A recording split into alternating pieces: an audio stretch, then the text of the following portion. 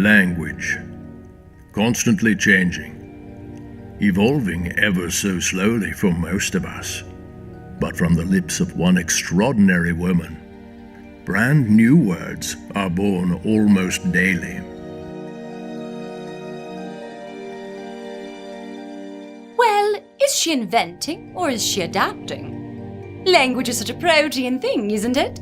New words come up all the time for all sorts of reasons. Her reasons? Well, I think sometimes Cyndie just can't think of the word she needs. So she comes up with a new word that sort of marries two other words, like eloquacious from eloquent and loquacious. Has a nice ring to it. When she doesn't know the word, she combines two words together, make it into one. And apparently she forgot that what foreigners do, like me, when they don't know the word, they combined it, make it something meaningful out of two words that nobody understands to begin with because of their accent. And I hope she's not planning to take that away from us because it's our privilege, not hers. The new word she comes up with usually sounds better than the other two words, so we usually just go with Cyndie's new word and the hell with the dictionary. We call them Cyndieisms. They're not the right words, but they sure sound right. It's as if this extraordinary woman knows how the words themselves want to sound. Tonight, on Masters of Language, we explore the exotic vernacular of Wynn Ponder. One of the first words I heard come out of Cyndie's mouth was perseverance, which is like perseverance, but longer because you're preserving it. Perseverance. Perseverance. I just think she has a whole new take on language itself. Like my favorite Cyndieism is infinium. She used it to describe everything. The infinium, that's big. We didn't used to have words that big. Infinium. Oh. Cyndie once used the word centrion, which I think is a mixture of sentry and centurion.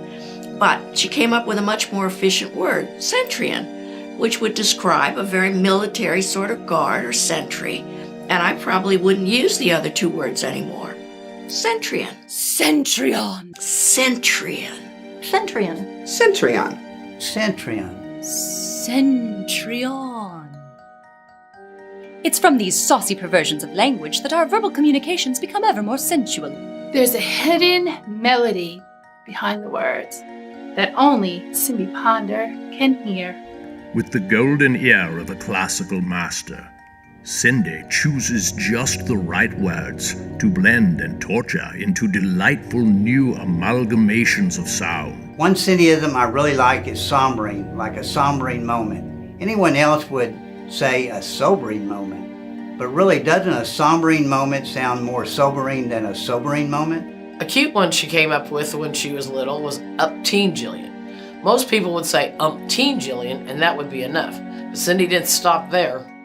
What's higher than umpteen-jillion? Upteen-jillion, you see? Upteen-jillion? Brilliant! My absolute favorite is when she says ousting, where most people would say outing. Because think about it. If you're outing someone for something they've done, isn't it likely they'll be ousted from their social group? So why do we need two words? When she combines the words substance and sustenance into a new word, substance, whoa! That word really says a lot. We believe the pleasing phonetic quality of Cyndie's words is key to her success. They're just so delicious. Yeah, the way they sound is part of it. She really comes up with really good words. But also, if you try to correct her and tell her the right word, she doesn't care.